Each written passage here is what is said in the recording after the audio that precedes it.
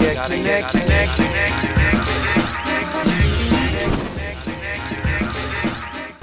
How much do you spend commuting to work each year? And if you're driving, how much do you spend to fill a tank of gas? And how many times do you fill it up in a month? That adds up pretty fast. These days, more than ever, we know that every dollar counts. So how can we cut the costs? Because we know gas isn't cheap. One way to save is by walking. It's great exercise and good for the environment. But it's not always the quickest and most practical way to and from work. Today, we're going to look at some alternative ways to commute. And I'm here at Motorino Electric to get the scoop on electric bikes.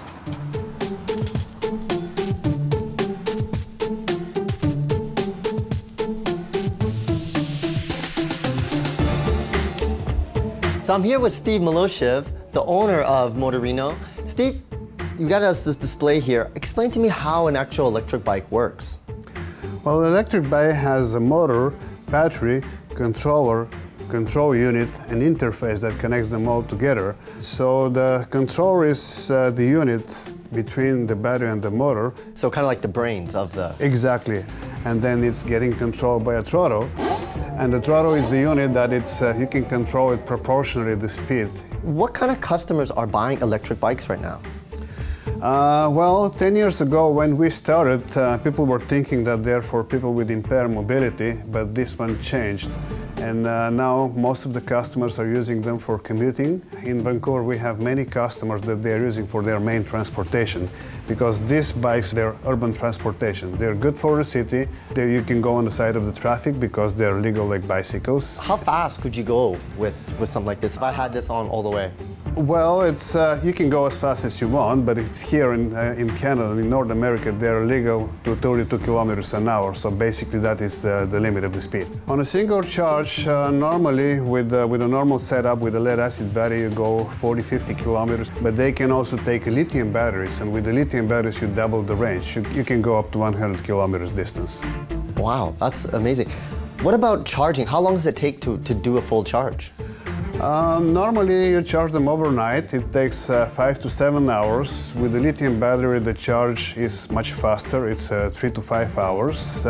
But we also have fast chargers that you can charge them for 2 to 3 hours. The bikes were legalized in 2002, and they're legal as long as they go maximum 32 kilometers an hour and have 500 watt continuous power and switches that cuts the motor.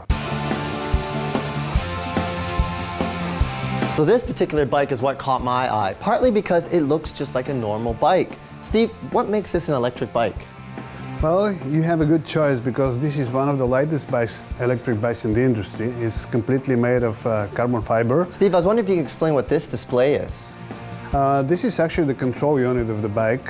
You can turn it on and off from here, and you can set different levels of assistance. Well, that's a good point, because I've heard of power assist and power demand. Could you explain what the difference is? Power assist, actually, it came from Europe because they only allow them power assist. They don't allow a throttle. Throttle, if the bike has a throttle, that means that the bike is power on demand. So here we have combined both functions. You can use the bike as a power assist bike, or you can use it as a power on demand. When you're pressing the throttle, it works like a power on demand bike. Well, we came here to learn about electric bikes, but I don't think I'm going to leave until I get a test drive. You mind if I take this baby for a spin? Sure, let's go. All right, let's do this.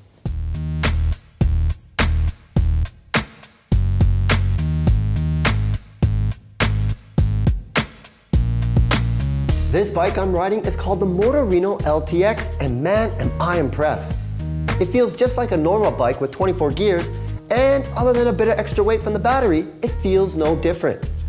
Hydraulic suspension and disc brakes, just as you'd expect. The throttle is a lot of fun, and I really like having the power assist on here as well. Boy, do I wish I had something like this when I had a paper route. With the buttons and switches though, I was worried it might be too complicated to control while I was on the road. Turns out I was worrying for no reason. I can't believe how easy this is. This makes bike riding a piece of cake. I'm not even breaking a sweat. I like the fact that you have 3 modes. I can use low when I want some assistant pedaling, but if I'm really feeling lazy, I can just put it on high and hit the throttle, and away I go. Either way, this makes bike riding a piece of cake.